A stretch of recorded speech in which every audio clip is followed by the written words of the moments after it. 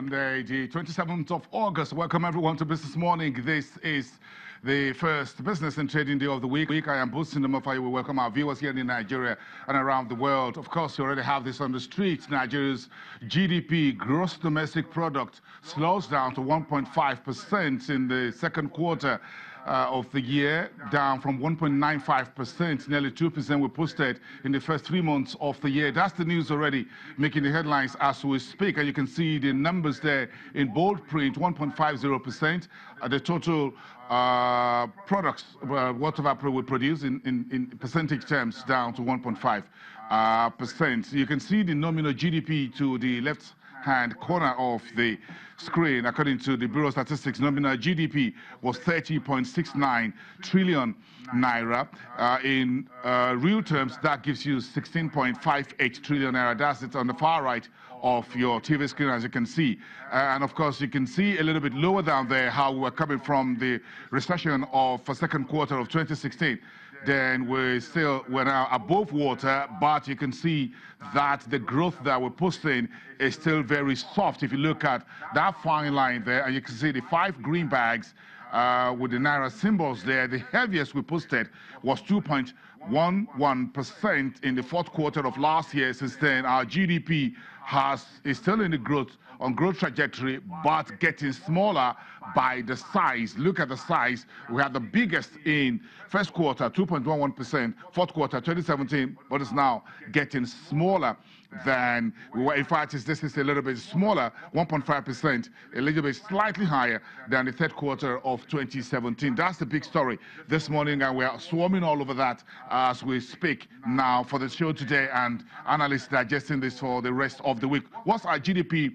Non-oil GDP growth was as 2.05%. For the first time since the exit of the recession, according to the Statistics Office, growth was driven by the non-oil sector, 2.05%. Nigeria's oil sector, oil GDP, went down 3.95% in the second quarter, ending the month of April, May, and June. So we're giving you April, May, June numbers, a backward-looking data, but gives you an indication of where you're going forward. That's a bit of a more insight into what we're talking about, as you see that on your TV screen. Non-oil GDP growth was 0.18% negative in first quarter of 2016. Non-oil growth sector for the second quarter we're reporting right now grew, driven largely by transportation sector, 21.76%, supported by growth in the construction sector, which grew by 7.66%. Of course, we all know the story about the Buhari's administration spending massively into the construction sector with its road, and bridges projects that's going on across the country. You saw the numbers from Julius Berger, Nigeria's largest construction company. That came in second quarter numbers, and you can see that from Julius Berger, one of the largest contractors to the Nigerian government at the federal and state and private sector level. That company has a total portfolio of contracts in excess of 400 billion naira. So the Buhari's administration is spending capital expenditure massively. 1.5 trillion was the figure that was targeted for 2017-2018 period. So when you see construction sector grew about 7.66%, that tells you what is going on in that space. Electricity grew by 7.59%. Telecommunications sector was up 11.51%. Broadcasting, the sector grew a whopping 21.92, nearly 22% within the sector under review. Agriculture, which is the talked often sector, grew just a small 1.3% compared to 3% growth in the agri sector in the first quarter of the year and 3.01% in the second quarter of last year. So agriculture is growing in Nigeria, but much at a slower pace. This is a decline massively on agriculture sector.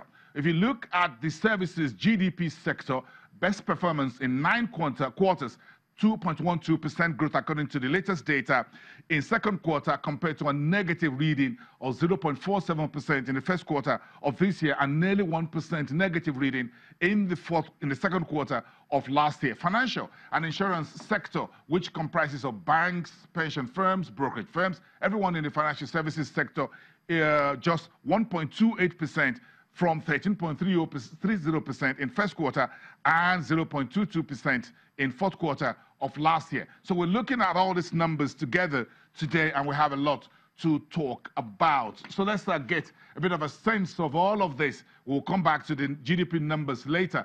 But let's throw in the market. Last week, the stock market finished 0.54% because Dangote Cement dominated 3 out of the 5 out of the sessions we had. Last week, of course, we came back from the holiday. So we had 3 days session last week. Let's cross over to the Nigerian Stock Exchange, where we have our downtown studios in the building, where Temple Ashaju, Channels TV business correspondent, is hanging in there this morning and joining this conversation. Most importantly, for giving us a market lowdown for the week we just finished. Temple, good morning. Hope you had a very nice weekend. Yes, I did. Good morning, Bosun. That's yes, good morning. To join us here at the Stock Exchange, where much later in the day we should be reacting to the GDP, Q2 GDP numbers that were released at 8:30 a.m. this morning. But let's just remind you of where we left off the market: equities, bonds, and of course T-bills, as well as the unlisted securities last week. Recall that we had just 3 days of trading, as he said earlier, and of course that was when we saw an overturn of the 3 weeks of losses that we've seen in the past few sessions in the capital market. Last week we had the market uptick by 0.45%, leaving the all-share index at 35,426.17 after the 6.82% growth in Dangote Cement in the last two sessions of the 3 trading sessions we had last week, bucked all of the losses that we had seen in the banking sector, as well as the conglomerate, the consumer goods sector of the market. Now, why are we seeing these gains in Dangote Cement? We are aware of some of the developments taking place in that company. In Tanzania recently, they reached an agreement to diversify their source of energy for the plants that is domiciled in that country. And looking at the banking sector, it was down by 3.04% after we saw losses in UBA, sell-off in Zenith Bank, Nigerian breweries, as well as other companies, FBN Holdings and GT Bank. These are companies that were able to weigh down the market last week. But if you look at the volume, value, and deals that we had last week, it reflects the fact that we're seeing more sell-offs in the market. It is public knowledge that Dangote Cement is a major company by capitalization in the market by more than 30% of the entire equity capitalization of the Nigerian Stock Exchange. And that's why we saw, in terms of volume, less than 968, less than 1 billion units of shares traded for a value of 10.24 billion naira. Let's go to the energy market, where we have just movements in just 3 stocks there. I'm talking about O&O, Etana PLC, as well as Japol. These are the only 3 companies that saw movements. Of the 3 companies, 2 of them were in the negative territory, while Japol alone was up by 8.33% after investors exchanged 11.29 million units of shares on that stock. That the stock ended up at 26 kobo last week. Of course, it is a penny stock where investors can easily make some stipends of the counter in the markets here. Look at Etana Oil. Etana was down 1.64% week on week, while O&O from the oil and gas sector was down by 3.06% after 1.01 million units of shares were exchanged by investors. Let's go to the unquoted securities market, where the index continue to trend upwards as a result of sales trading last week on the CSCS, which is the Central Securities Clearing System, representing the depository of the entire Nigerian capital market.